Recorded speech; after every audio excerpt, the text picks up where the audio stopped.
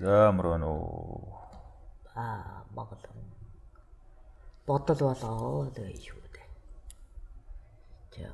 Хамаг сүлд юу гэж дүүрэглээ. Хамгийн сүүл та Хабуул хааны түүхийг дараагийн подкастаар ярьж өгье гэд дүүргэсэн.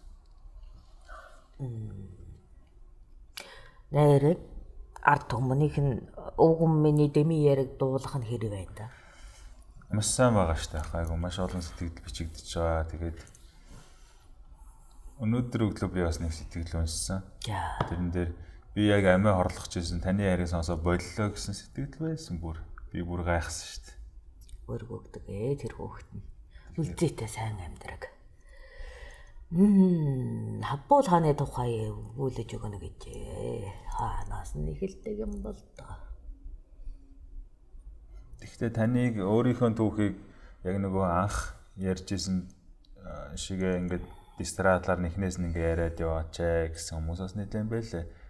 Шууд үсрээд дараагийн нас руугаа орчлоо өөр хүний түүх рүү байна гэж ингээд боо ядаргаа. Зайлаа. За тэгвэл зэн л үзэл бодолтой асуудаг шиг байна. Тэгвэл нэг хөсөмжлөл хэлээгээ. За. Чи тэгвэл надаа энэ хуудас хүртэл дараа нэг өөрийнхөө хоолоогоор уншаад юу яриад байгааг нэг баримжаа өгч өгтөө. Энэ хүртэл энэ Хабуул хаан гэдэг эхлэх хүртэл. За, одоо юу дараа юу? Дараа. За. Эхнээс нь Хабуул хаан хүртэл нэг уншиж манай боллоо. Тэгэхээр чи нэг дунд нь хаяа уншиж өгдөг шүү дээ. Тийм. Тэрний шиг ингэ юу яриад үсчээд байгааг нь дуулагдээ л гэж бодох юм. За, ойлголоо. Хабуул хаан надад хүн гэдэг төсөөллийг өгсөн их магтуу штэй хүн шүү дээ. Босд нь хүн биш байсан юм шиг муухай ядуулан гадуургаж байгаа байж. Гэхдээ хүнд итгэл бишрэл од содын хүсэлт нэг хүмүүс байдаг да бүлгэр жишээ авдаг. Тийм төрлөө л. Одоо миний амьдралд бол одоо нөлөөтэй хүн юм да.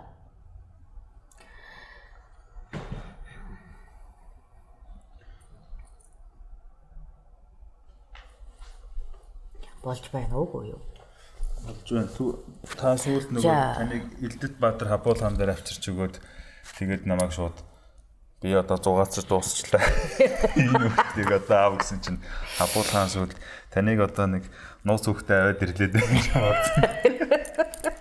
Тэр ч нэг тиймэрхүү юм болдсон шүү. Хүний амьдралаа гэж адаг юм да. Тэгээ хүмүүс намайг их зовж ийн гэдэг нөгөө юу? Би тэрийг л их гайхаж байна. Хэлдэ. Өгөөлдэй чи надад.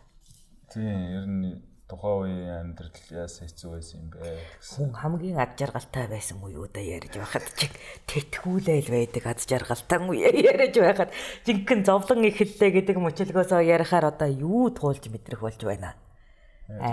Би одоо алтан улсад очлох хүртэлх амьдралан хамгийн ад жаргалтай үе. Ягаад гэвэл хичнээн хүнд бэрхшээл нийхэм цаагуур өлсөх цангах өвдөх зовхын асуудал байсан ч гэсэн надад тусыг өргөсөн хүн хангалттай элбэг шүү дээ. За нэраа цагийг эцэг ихийн хангалуун биш ч гэлээд минерал хайр дээр өслөө. Ээжээсээ тэтгэлгийг авч эцгээсээ минералыг авч өслөө. Эндээс би эцгээсээ авсан ганцхан сургаал байна. Холын хараатай байх гэдэг.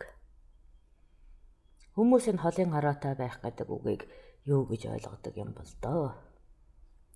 Миний хувьд бол өнөөдөр үлдээснээс ирээдүйд тооцож гаргах ухаан л гэж хэлмээр байна да. Өнөөдөр би өмхийрэн хөвцсөн бол маргааш тэрний үнээр ханхлах өдөр нь. Өнөөдөр би хөлсөөн тутагсан бол маргааш нь тэрний магтаалын өдөр нь. Өнөөдөр би хойр олон хонсон бол маргааш нь ажлын дарамттай өдөр нь гэдэг холж харааг л эцгээсээ олж авсан юм уу да. Эцэг минь миний амьдралд бусад одоо багш эрдэмтэн анд нөхдийн хувьд бол хамгийн бага эрдэмийг надад өгсөн ч гэлээд хамгийн чухлыг нь өгсөн юм уу да. Иймэл сургаалтай би чинь хонхтон дээрээд Илдэт Баатар гэдэг хүнтэй учирч түүнээс авууга сайхан аж аргалыг авсан. Мэдээж энэ аж аргалд сүүдэр байсан нь үнэн. Эцэгийнхэн санах сохортны зовлон тасан зогцох гээд сүүдэр байсан нь үнэн. Гэхдээ тэр хүн байхгүй байсан бол өнөөдөр би гэдэг орших хүмүүсэхгүй. Намайг хүн гэдэг мөчөлгөн эргэн харж амьдрах гэдэг ухагтхонд дайчин чанартай болгож өсгсөн удаах эцэг минь. Би багш гэхээс илүү эцэг гэж татгснийх нь өрөөр нь дуудах дуртай. Намайг амьдрахын утга учир толбосон. Харин их сургаалтай хүн. Асуудал бэрхшээлтэй нүүр тул. Айж хулчих юм бол асуудал бэрхшээлтэй мумбаж шумбагтай л адилхан зовлон гэдэлдэг. Гэх сургаалыг хамгийн гүнэлтэйсэндээ. Иймээс би зовлон уу жаргал уу гэдгийг тууллын мөрийн дараах дурсамжаас харах юм бол жаргал гэж хэлнэ. Яагаад гэвэл хэрвээ би эцэг ихтэрэн өссөн бол би тэжигцээр агаад л хөхтөрлөө. Ямар нэгэн амьд бийтэй байх байсан. Гэтэл тэр зовлон тосоод тэмцэж, оршиж, утгачлж сурсан учраас амьдрах утгыг тэнд ихэлсэн байвал зөв гэж үзнэ. Намайг хоолоор дутаагаагүй, намайг загнуураар заваагаагүй, миний сэтгэлд хар үсгээгүй. Өсвөр настан ингэж өвсөн ошгаас сэтгэлтэй галтай. Оюун санаатай төсөөтэй болж л өссөн шүү дээ. Дараагийн дуран өсвөр насны эдэг ялбаа байхад эрчтэй хүнийг харсан Илдэт Баатар юм. Бяр тэнхэг бишэрж байсан өсвөр наснд минь бяр тэнхэн оргил болсон тэр хүн. Надад шүүмжиллээр ухаан өгсөн шүү. Өмнө нь бусдын үгнээс би эрчтэй, хүчтэй, бярдам, багтам гэдгийг дуулаж байгаад сэтгэлдээ тэрэн хүмүүнийг хүндэтгэдэг байсан бол дотончлон учрахад ялхамсаг, нойтон, инкэр, ялдам ир хүн байсан. Харгас хэрцгий хатуу гэгддэг бусдын нүдэнд байдаг хүн. Миний хардаггүй нүдэнд бол хайр ирсэн бяцхан хүү байсан юм шүү дээ. Түмэн зэргийн эсрэг зоригтон ил татгаад орилжчихдаг Тэмэн Баатар хүний дотор маш эмзэг болбороо сэтгэл дэлбэлж байдгийг үзээд бусдын үгээр хүний доторыг харахгүй гэж л шүүмжиллээр сургаал өөртөө босгосон да. Тэр хүний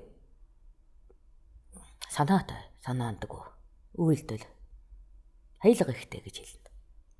Өөрт нь ямар ч олцгүй. Гэхдээ тойрон хүрээлж байгаа хүнд цадахыг, оршихыг, тухалахыг, тэнхижхийг өгчгдөг. Өөрөө тэдний инээмсэглэлээс сэтгэл дүүрж байдаг. Чи зөв амьдарч байна гэж үгийг хэлдэг. Гэтэл өөрөө яг зөв амьдрал гэдэг үгэж мэддэг хүн шүү дээ. Ингээд хүний амьдралаас дараагийн өндөр толгойд руу шилжсэн хаан гэдэг хүнийг дэрэгдээс нь ажих боломж олгосон хөх тэнгэрт талархав шүү дээ. Эцэг гэдэг хүнээс зовсонтныг тэтгэх Илдэт ноён. Хоёр Илдэт ноён. Нэг нь хөлдөө, нөгөө нь гартаа Илдэтэй ноён. Эцэст нь оюун санаандаа тэтгэгчийн орон зайтай хаан хүнтэй мочараад дахиад л нэг гэр хүний зовлон жаргалыг дэрэгдээс нь хаваалцаж бусдын үгээр биш сэтгэлийн гүнээс нь талдах болсон энэ боломж одоо бол талархдаг. Уучрахтаа бол би хааны дэргэд амин орлохыг хэдэн ч удаа оролцсон шүү.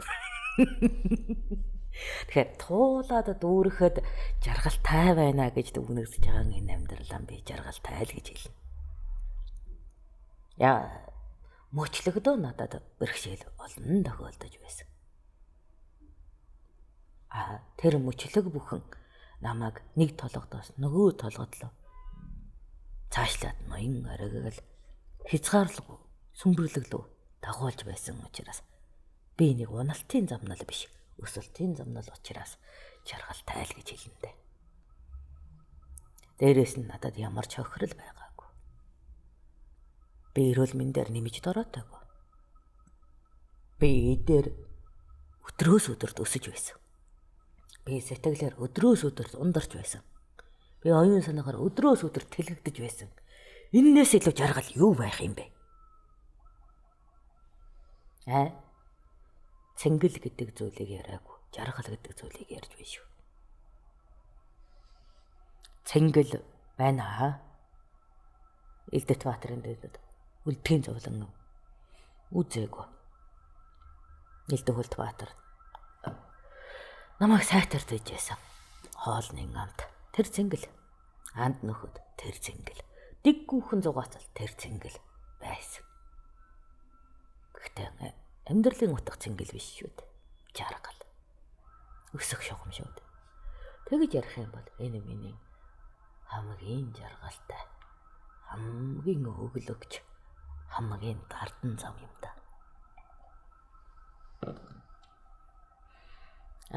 Нусаа гоожуулаад уйлаад хашигчаад шамтраад байгаа нь би алхаж байсан учраас тэрийг эдэлсэн юм. Өөрөөр хэлбэл чи өөдөө өксөж байгаа бол цуцах чинь зүүн хэрэг шүү дээ. Чи шатаар гарахаа л бодоод үз. Хэдэн давхар дээр очиод ядаж амардгүй. За өндөр байшин дамдирдаг чи бол мэдэн дээ. Хэлдэ. Хязгаар байдаг үедээ чамд. Тийм булчингийн хязгаар байгаа. Амсан шүү. Яг тэр амс хийх мөчөд зовлонтой санагддаг байдтай. Гэхдээ чамд очих давхрын зориг байдаг. Тэр чин харагдаа тодорхой учраас амс хийчээд дахиад өдөн ацаж яадаг үстэй.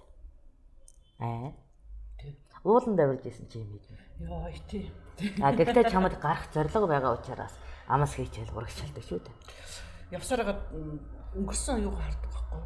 Заагаа харчаад буцах гад тэгэхээр тэдэг хэмжээний заа гэж бодвол за яадаг юм блээ. Дээшээ харахаар нэгэнтээ энд ирсэн юм чинь орой дээр нь гарч игээл зүтгэсээр гал дээшээ гарч. Тэндээс яг шантраал дундаас нь буцмаар санагдал. Тэгээ буцаад харахаар зөндөө зайд тулцсан байхгүй. Тийм учраас буцаж чадахгүй. За нэг үсэн дээшээ гараа гэдэг. Заагаа айгу тооцоолж чаддаг. Ууланд харахаар. Тэгэхээр хүний амьдралд яг л тийм цоцох хугацаан дээр шантралыг эдэлж байсан. Зүй ёсны шантрал. Хязгаарууд эвдэрч орхигдож тэнд цуцаж байсан булчин дахиад нэг алхахад дахин тэнхэрч байсан мөчлөгийг давж байсан учраас жаргалтай гэж хэлнэ. Асуудал бэрхшээлүүд бусдын тусламжтайгаар шийдэгдэж байсан учраас жаргалтай гэж хэлнэ. Өөрөө мэдээд хийх үйлэн хүртэл тэтгэлэгтэй байсан учраас жаргалтай гэж хэлнэ. Тэр уулын орой дээр харахаар өдөөсөө ядарсан арилждаг шүү дээ. Арилдаг. Нийлэх ядарсан хэрнээ тэгээд дээр нь харахаар л ингээд сэтгэл санаа сайхан болоод тэн дээр амраад тэгээд илүү сайхан болж байгаа. Тэгээд доош буугаад явчихдаг. Яаж одоо дахиж буцнаа гэж бодогддог шүү дээ. Энд дээр гарч ирсэн юм чинь доош очиж амрах юм байна гэж бодоод буугаад байдаг. Гэтэл дунд нь ээж хагаад явсан заагаа харахаар хол юм шиг харагдаад байдаг. Тийм сонин тохиолдол идэв. Ой модтой газар бол нэг баг мэддэг байх л та. Яг юм цулгаа болон дагуура авирахаар ягдаг ч боддог. Яг тэрэн шиг миний амьдралын ноён оргил хамгийн өндөрлөгт үлгэр жишээ Хабуул хаан байсан. Өөрөөр хэлбэл сүүлийн өндөрлөг байсан. Тэрнээс хойш би дандаа уруудаж амьдэрсэн гэвэл зөв. Уруудаж амьдэрсэн тань зовлонтой санагдаад өгсөж байсан юм байна. Жаргал болоод байна шүү. Ягаад гэвэл зовсон ч гэсэн үр дүн илүү сайн байсан учраас тодорхойлж болохоор олчлоо гэдгээ чадчихлаа гэдгээ тэлчлээ гэдгээ хөгжчлөө гэдгээ тэгхэжлээ гэдгээ мэддэг байсан. Тэгвэл Хабуулхан нас нөгчиж тэнгэр лугаа болгоод миний зовлон эхэлж би тэр өндөрлөг амьдралаас дандаан уруудахыг хийсэн. Ягаад гэвэл би тэснэ мэдэрдэггүй. Ягаад гэвэл би тэнхээжснээ мэддэггүй. Тийм амьдрал руу. Тэгээд тэтгэдэг хүн нь үгүй болож тэтгүүлдэг хүн нь олшрах цагт. Үнэндээ жаргал гэж өдөр болгон нэрлэх мөч цөөдөж зовлон гэж тодорхойлох үгс нь олширсан юм да. Өнөөдөр би сайхан маазарлыг хийж чадахгүй. Гойныг л ах тэр мэдрэмжүүд хабуулханаас хойш олширсан. Тэгээд надаас туслаач гэдэг хүн олширч туслая гэдэг хүн нь цөөрч гисэн. Би чамд туслах гад байна гэж загнадаг хүн нь үгүй ирж. Та намайг загнах ёстой гэдэг хүн нь олширсан. Энэ нь одоо 90 цент төрсний шинж юм да. Хариуцлага. Яг л нас бид нар чинь ээж автагаа авахтаар юм боддгоо шүү дээ. Уурлал уйлал янз бүр тунжсэн ч гэсэн сэтгэл амар ээж гэдэг. Эцэг өнгөрсний дараа л тэр чинь яаж хийх үг гэдэг. Тэгээ өөрөөсөө өөр хөвгттэй болохоор яг тэр хариуцлага нь ус ирж. Яг тэнтэй л адилхан. Таны нас дээш яваад доош яваад байна. Миний өдөр болгон бусдад авдаг нь цөөрөөд, бусдад өгдөг нь ойшрах тусан зовлонтой болж ирсэн шүү. Гэтэ тэн дотор одоо энэ юу гэм 20-од нас энэ явдалт бол нэг зовлон нэжгээд жаргалын шинжтэй байдаг байг. Нэгэн зовлон нэжгээд их жаргал.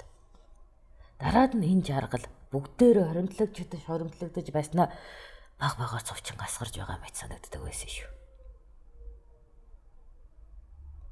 Тэгэхээр 20-од наснаа л тэтгэгдснээ үнэлж сэтгэлтэй орох шаардлагатай юм шиг.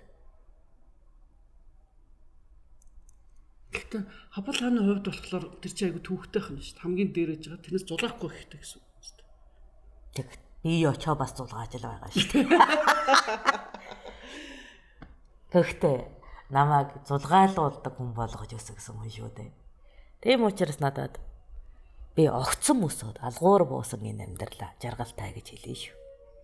Ягаад гэвэл өгсөх нь хит өндөр хавцаал руу шууд мацагтан адилхан зовлонтой байсан.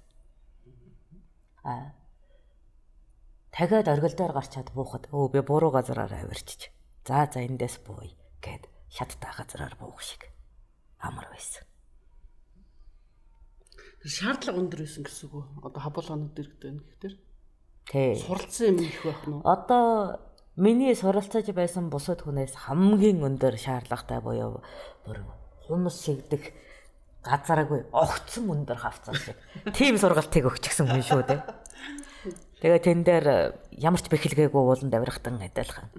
Хамгийн их сурлагын зовлон гэдлүүлсэн хүн. Энэ бүх хугацаанд.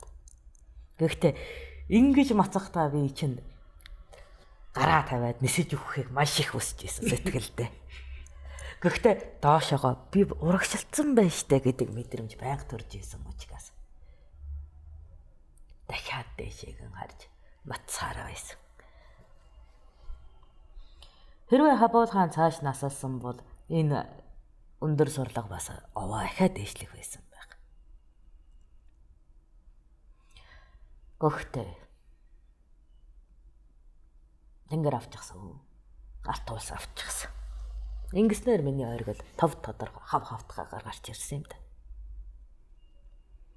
Зараад нь би бусдаас багахан сурлага авч.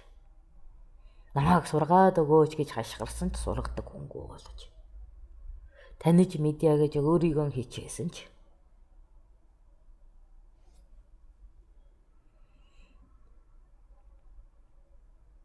хамаг огтойгоо авчихсан учраас зүгээр л дутуугаа нөхөж тамираа нөх аяатай сурлагууд болж өгөрсөн учраас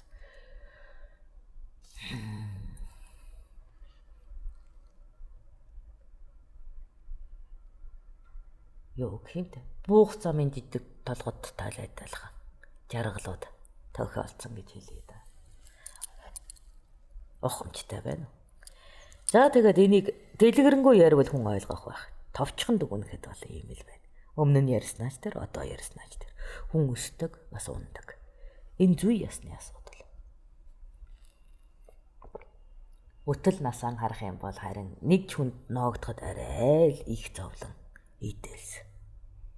Ядаж өөрийн үеийн ижил зовлонтны цагтаач хүртэл хуваарлаад үзэхэд аруулаа байвал даачхаар зовлон ганцаараа идлээд байгаа юм шиг байнгаж тэгж цооцогддог байсан шүү. Үнлөө хуваа гэхээр болдоггүй. Зовлон тан өөрөө л идэлдэг. Тэгтээ зовлон яаж эцэлснээс үр дүн гардаг. Байнга л зовлон оршдог. Зам оршиж байгаа бол зовлон оршино. Маргааш чамд байгаа бол тэнд ямар нэгэн зовлон гэж тодорхойлох үчнөө үгс байдаг. Энэ Хабол хааны хэлсэн үг. Тэгвэл туулсан заман эргэн харахад жаргал гэдэг нь тодорхойлогдож харамсал тавил зовлон цааш үргэлжилдэг. Энэ сургаалыг надад өгсөн юм. Өөрөөр хэлбэл тууллын замыг гитлэх аргыг зааж өгсөн юм да. Маш олон сургаал байгаа. Гэхдээ амьдралын мөрлөгт сургаал мань бол энэ.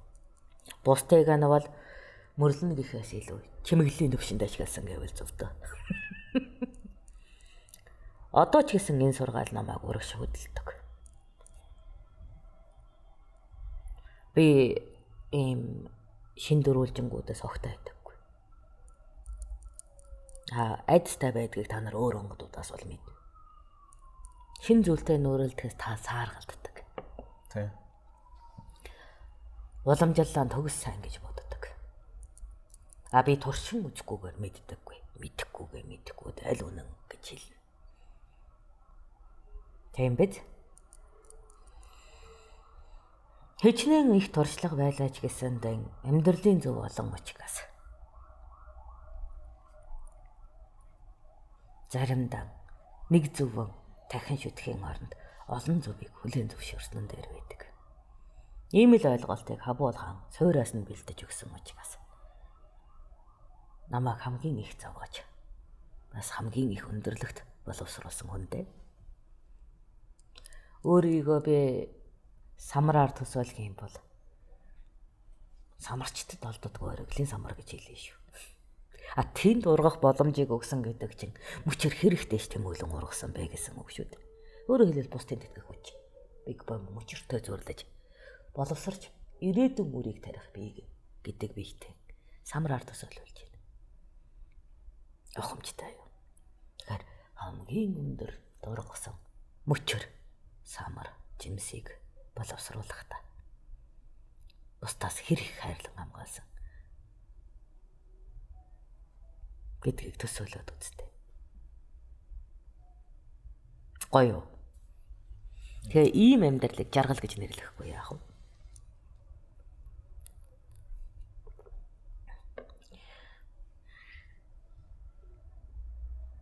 За би яаж танилцсанаа биш, яаж сургагдаж ихэснээс л ярэ гэж бодлоо. Хабол хаантай би 2 сар хэртэй болчихсон. Байваа. Даан болох гээд байдаг. Тэр хүний шаналж байгааг аяг усаа дөхүүлж шибэгчд зарцад нартай биеийг нь бөөсөөлөх үйлэнд хамтаар марлаж байх үед үргэсэн зүуднийх нь оронд хань уулаж сүүдэрнийх нь өмнө сонсож байх үед л дотн болчихсон гэвэл зөв. Аугаа хүмүүс бусдад зав гаргахдаа тунчмаар ухан байдаг юм да. Гэхдээ хинч байдаггүй тиймэрхүү шүнүүд чамаа хүн гэж тоолдог. Зовлон гэдэг нь Хабол хааныг нойргоо болгож байлаа. Ууж идэхийг умартан шаналлд хүргэж байсан. Муу зуршлыг үйлдэй гэсэн ч хариуцлагаараа хатаж байсан. Тэр хүнд тэнгэрээс өөр хань байхгүй, газраас өөр түшиггүй, тийм их ганцаардалд байхаг хараад миний сэтгэл асар их урагдаж өвдөж билээ. Хүн хааныг ямар нэгэн туслах бурханлаг тэнгэрлэг хүч гэж хардаг бол миний хувьд өрөвдөмөр ганцаардсан гонигтай залуу байсан юм. Надаас ах авч би залуу гэдэг гэнэн томоогүй бусдаас аврал ирсэн зан байсан учраас тэгэж хэлж байгаа юм шүү. Гэхдээ миний хожуу насанд идэвсэн шиг түүнд хаан гэдэг нэрний ороор зөвлөх хүнгүй туслах тусламжгүй болчихсон. Түүнээс авахаа мэддэгч өгөхөө мэддэггүй тийм нийгэмд өдөр болгон хавиргаан бусдад идүүлж оюун санаагаа бусдад зориулж өөрөөрөө бусдыг тижээж өөрөөрөө энэ улсыг ганцаараа тогтоож байгаа мэт л харагдав. Энэ бол миний л төрхийг харж чадахгүй хаан байсан юм. Энэ төрхийг би яаж хараж байна гэвэл өдөртөн эрхэлдэг үйлээр сонсож байгаа зовлонгоор нь харсан гэвэл зөв юм да.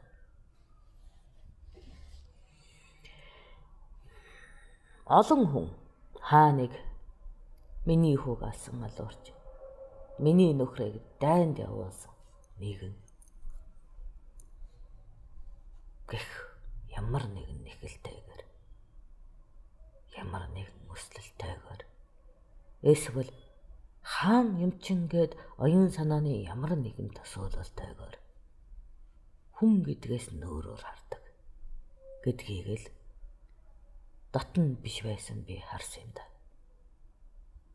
Ойлгосон, ухаарсан. Тэгтэн ойлгосон, ухаарсан гэж төв рүү нь бол би хэлж чадахгүй. Харсан гэдэг нь гадаад өнгөц одоогоор миний мэдэрч байгаа хөнгөн хийсвэр төсөө учаараас л хэлж байгаа юм шүү. Тэгээд нэгэн хөлжих найрандаа хайна хийвэ.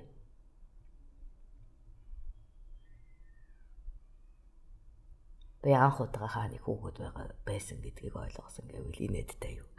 Хаан бас ээжээс төрөөд ааваар өсгөгдөж явдаг юм байлээ штэ. Гэдгийг анх удаа ойлгосон байхгүй юу тэр шүү.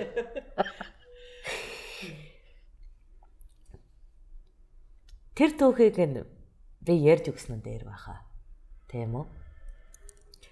За хаана бодоод ойлоод байна шүү би.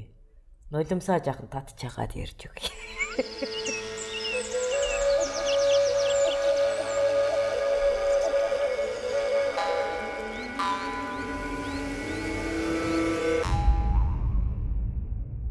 За.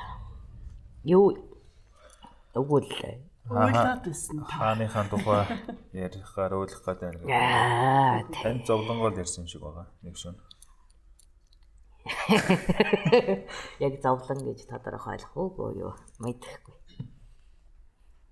Өрөвдснөө бодод байна. Байнга л өрөвддөг байсан юм да тэр хүнийг. Одоо ч гэсэн өрөвдөд л байж. Нэг их тийгээтэй юм шиг. Яг зөв хүнээ өрөвдөж байгаа юугүй юу ч асуудалтай шүү дээ.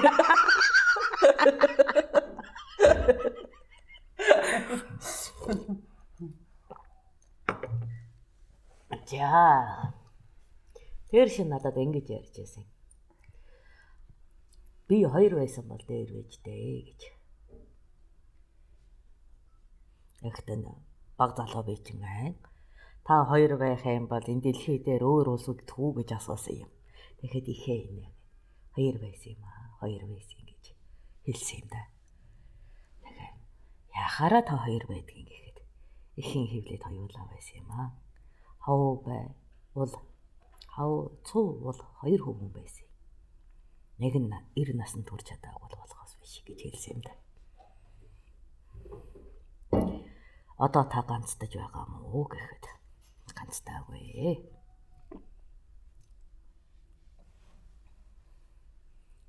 Миний ихэр нь намайг одооч дэмэндэг. Миний ихэр нь намайг одооч хүчтэй болгодог. Нэг биед хоёр хүмүүс байгаа юм учраас тийхээтэй байдаг юм аа гэж хэлсэн юм да. Тэгэхээр гэнэн баг залуу бий чинь та ихрийнхээ тухай яриад өгөөч.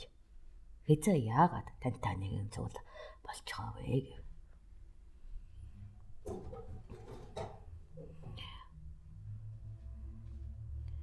Эхэр минь байгаагүй бол би өөрийгөө олохгүй байсан. Ганцаараа төрсөн бол эхэртэйгээ байсан учраас л би өөрийгөө бусад ирчүүдээс илүү эрт олж би гэдэг мөчлөгөөд авсан. Дараад нь гэр гэдэг мөчлөгөөд авсан. Одоо төр гэдэг мөчлөгөөд авч ин даа л гэж хэлсэн юм. Энэ үгийг та нар бол мэднэ. Яг бол хожим нь өвлөгдсөн. Тэмүүчм хүүгийн үгээр мэднэ шүү дээ. Энэ үед бол би анх удаага дуулаж байсан юм. Юун биегээ олоод, юун гэрээн олоод, юун төртөөгөө зууралтаад байгаа юм гэсэн. Гинэн онгор золоо. Та над тайлж өгөөч ээ. Үл ухаан бий гэхэд. Хүмүүнэн эхний 2.12 тийм мөчлөгтөө би гэдгийг олж дараагийн 2.12 мөчлөгтөө гэр гэдгийг олж түүний дараа төрийн дайтай ухаан авдаг атал би эхний ганц мөчлөгтөө л би ухаанаа олж дараагийн 12 мөчлөгтөө л гэр ухаанаа олоод 3 дахь мөчлөгтөө төр гэдэг рүүгэн орчихсон учраас эрчүүдээс арай хайл төрүүлчлээ гэж хэлмээр байна гэсэн юм да. Тэгээ хацуулаа гэдэг хүнийхээ тухай өгүүлээч гэв. Эцэг минь биднийг өсгөөгүй. Гэрт байдаг. Ээжээс өөр хүн бидэнд байсангүй. Гэхдээ линкүү ноён Сэнгүн бэлэг ноёнтой ахуу сайтар манаж байсан учраас дээрээс нь биднийг оюун санаагаар дутаагадаг хүн учраас сайтар өсөж байв. 2 хүүхэд атал ижил зовлонд 2 өөр ааш гаргадаг шүү. Би жаал гулжин аймхаа. Манай цуула нэлээд дүрмэг зөрөгтэй. Тэгээд үргэлж намайг хамгаалах юм байна гэсэн итгэлээр би үүлээс ухарч тэр үйл бүхнийг шийдэдэг үзүр бүкс 2 байлаа. Ад жаргал мөнх юм шиг л санаж байтал. Ухаан санаад өнгөж бусдад тэмдрэгдэх энэ насан дээр миний бүхий л асуудлыг шийдэж өгдөг ах минь нас нөхчиж. Сэнгүү магч нас нөхчиж. Зовсон шүү. Энэ зовлонгоос гэтлэхийн тулд эцэг минь үүлэн орхиж гэрэл угаан ирсэн юм. Халтад намайг манаж байсан гэж хэлэхэд эцгээ би ойлгоогүй. Дэргэд минь байгаад хамгаалсан бол цуулаагаан би алдахгүй гэж эцэгтэйгээ их тэрссэн. Гэтэл эцэг минь яд чамайг хамгаалж чадаж та гэдэг хамгийн муухай үгийг хэлсэн юм да гэж зовлонгоо хойжилсан юм да. Энтээс хойш эцгийн буруу шахахын төлөө би биегээ маш хурдан олсон юм. Хүчирхэг хүнтэй өөрийгөө зөөрлөж түүнээс ондоо байхын тулд өөрийгөө хурцлж байгаад би болчихсон. Би гэдэг үгийг ойлгох уу чи гэв. Гэ би чинь би 5-3-д мангадаа шүү дээ гэхэд тэр би биш ээ.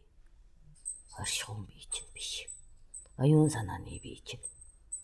Голын хадгаас ангалсан хүмүүнтэнд бусгад мангадаагаас ялгарах тэр нэгэн оршихуун би чинь.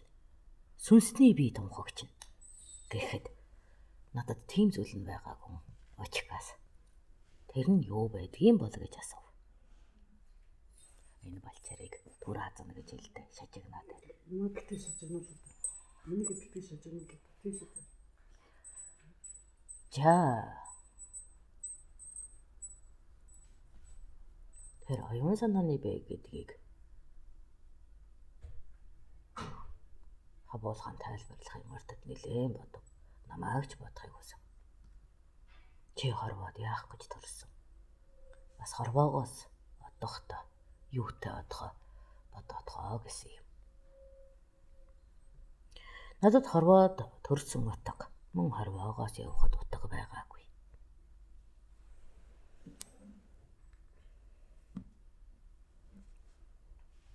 Тэрийг хэн нэгэн зааж өгдгийм байх гэх сургаалаар л явж байсан шүү дээ. Болно гэдгийг нь хийж, болохгүй гэдгийг нь зэрлээд л. Зөв гэдгийг нь хийгээд, буруу гэдгийг нь зүхээд л. Бусдаар өөрийгөө бүтээлгэж явсан. Болж таарсан юм. Энэ хугацаанд би өөрийгөө би гэдэг тодтголоор ерөөсөө бүтээгээгүй байв.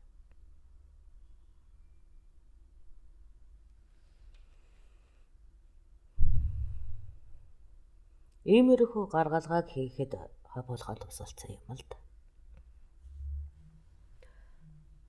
Эцэгтэйг нь төрсөн учраас би эцгээсэн ондоо байхын тулд өөрийгөө бүтээсэн. Энэ миний шийдвэр учраас би тумбаа найвш хабуулаа болсон юм.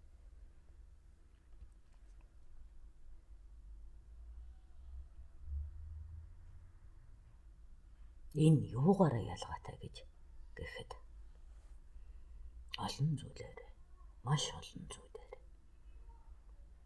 эцэгт минь төрийг манах хүсэл байдаг.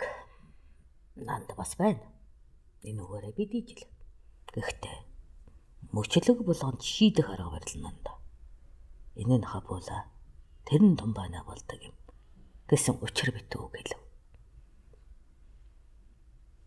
Би ухсангүй гэд чадлаараа л ойлгохыг хичээхэд ухаас. Энэ үгээ минь дуулаад нэлээд олон хүн зүгтаад шүү. Чи харин сонсхийг хичээж байна. Тосхийг хичээж байна гэвэл би өчсөн. Хэрвээ тумбаана байсан бол энэ дайныг гэрэтэр шийдчихнэ.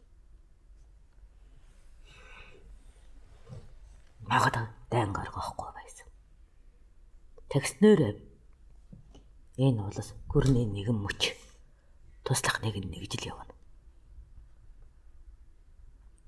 Би хабуулаа учраас ямар нэгэн зүйлийн дагавар, ямар нэгэн зүйлийн туслах амьдралаас татгалзаж ард түмэндээ сонголтыг өгч байна.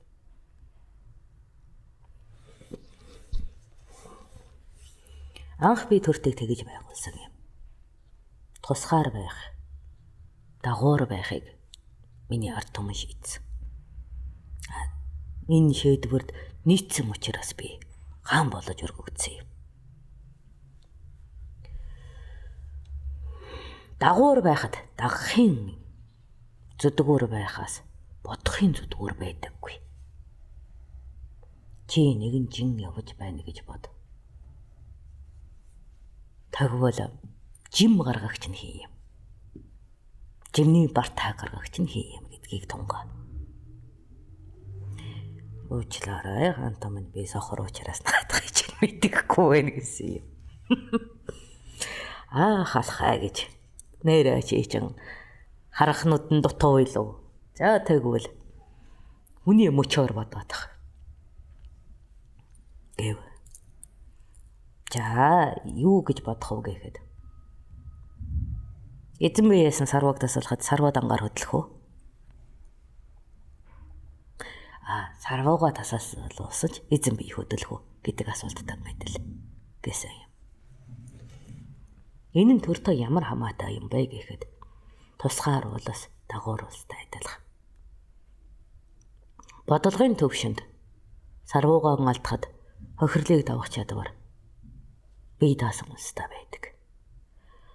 Сарвуу болж туслаж байгаа улсад түүний хохирлыг орчлонгоос устгахын хуулиар л давдаг. Сайн ботрон үгүй ирнэ. Ямар ч домогт дурсагдахгүйгээр алгавал. Инхээр бид амьдралын замыг гитэснэ юугаар нотлох юм бэ? Амьдралын зовлонг тэсэж, даваж, ялаж гарснаа юугаар батлах юм бэ? Хэдэн мянган жилийн дараа чамааг оршсныг мэдэхгүй тэр үр хүүхдүүдэд ямар утга өгөх юм бэ? Энэ бол сарвууны төвх, толгойн төвх хоёр ялгаатай байдгийн учир шүү гэсэн юм. Ухах нь. Та яагаад Монгол гэж нэрлсэн юм бэ гэхэд голтой бүхэн оршиж голсон бүхэн тогтдог өсөө. Тиймээс мөн чанарын гололгоо хамгийн урд наслах төртийн нэр босоо гэж асуухад улаан голны гол уу гэхэд улаан гол нь байна уу? Унтны гол нь байна уу? Чин зэргийн гол нь байна уу? Сүнсний гол нь байна уу? Олон гол гэдэг утга энэ улсад бай. Энэ гол би тогтоогоод байгаа юм биш. Ард түмэн орчихыг хүсэж үүдэн үлгэрт орчихыг хүссэхдээ бүтээсэн юм. Тийм хүсэлгүй гэж юу? Үгсний чинь дараа чамайг дурсаж үлгэртийн ертөнд томхоглож байдаг тэр их тусгаар тогтнолыг хүсэхгүй байна гэж юу? Гэж асуув.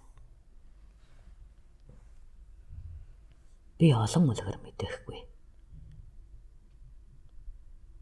Гэхдээ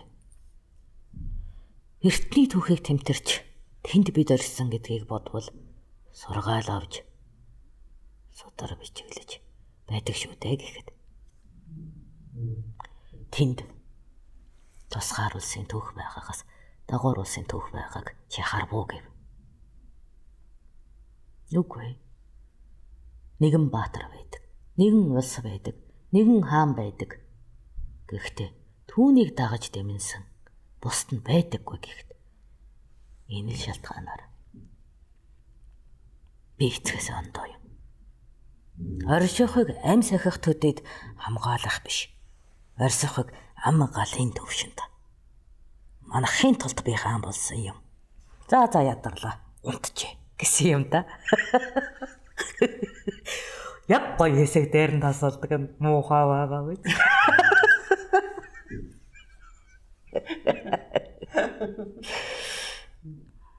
За та нар тэгээд сохор хүүхдэд хабуулаахан үзлэн илэрхийлсэн нэг л өнцгийг сонсож байгаа юм. Хинч биш нэгэнд хаан байх утгаа ингэж л тайлбарласан юм. Энийг дураараа ав. Зөв гэдэг утга нь байхгүй, буруу гэдэг нь утга нь байхгүй.